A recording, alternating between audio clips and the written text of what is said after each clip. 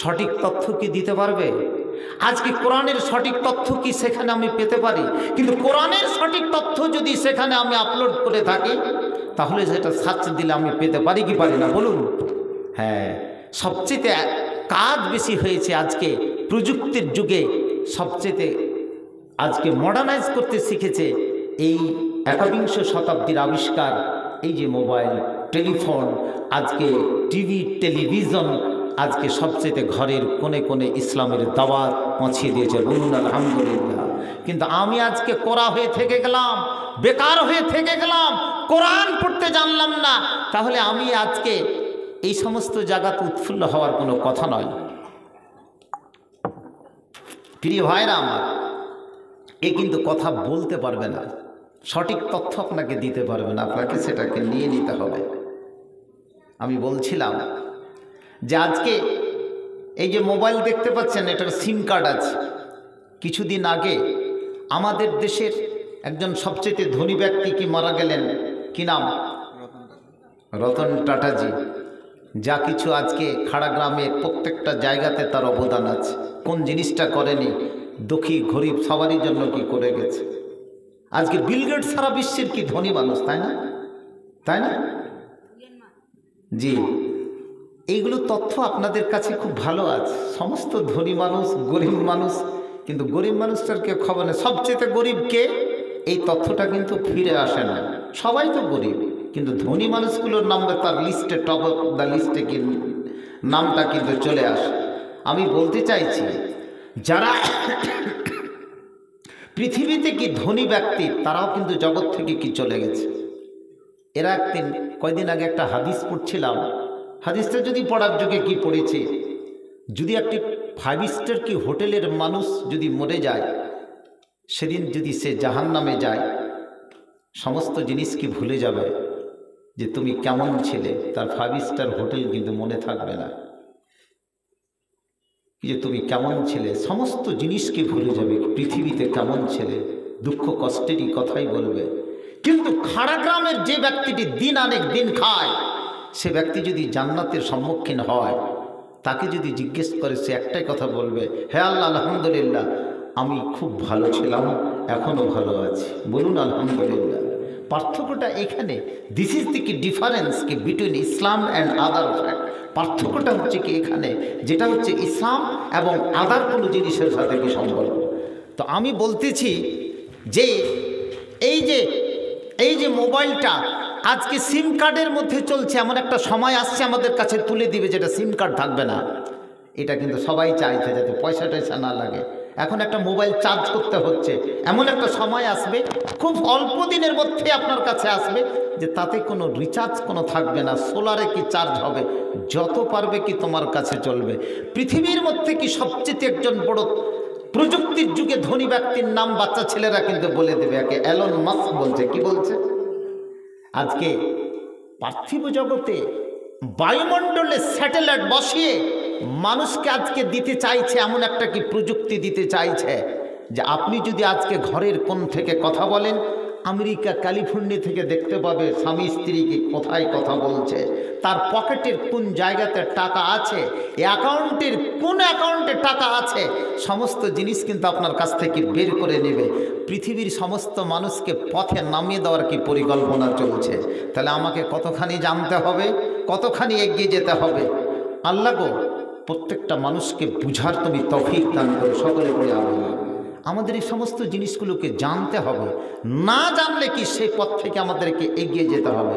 আজকে মানুষের ঈমান কেড়ে নেওয়ার জন্য কত দূরে কি মানুষকে কি পৌঁছে দিয়েছে, কিন্তু একবার তো কি আপনি পৌঁছবেন, একবার তো আপনি কি জানবেন, কিন্তু আমরা জানি না।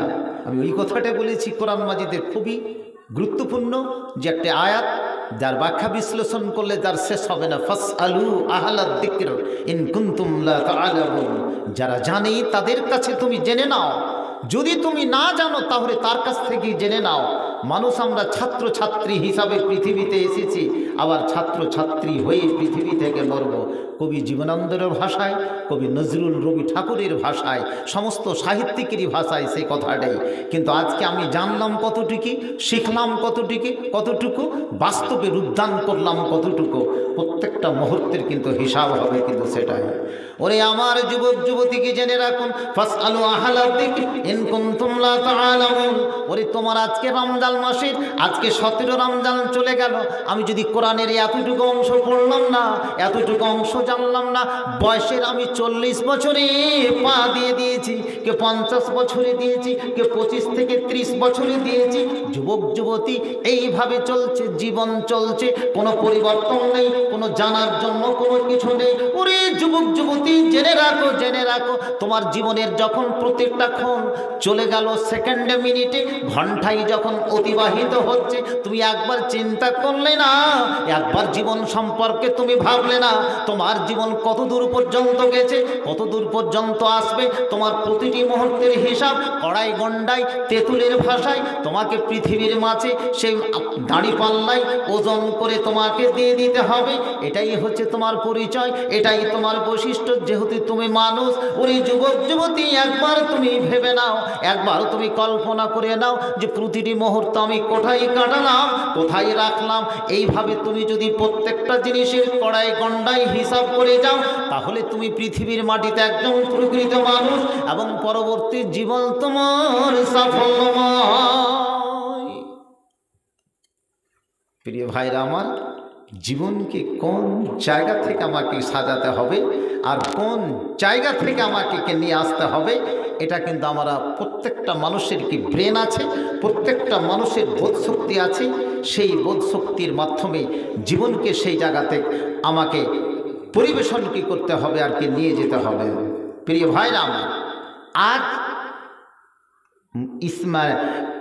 মুসলিম সোসাইটির, বিশেষ করে কি মুসলিম কি সমাজের পরিবার থেকে নিয়ে, পাড়া প্রতিবেশী থেকে নিয়ে, গ্রাম থেকে নিয়ে, যে একটা এলাকা থেকে নিয়ে প্রত্যেকটা জিনিসের আমরা কি আজকে জায়জা নিয়ে দেখি, একটু সার্ভে করে থেকে যে আমরা আজকে কোন জায়গা থেকে পৌঁছেছি।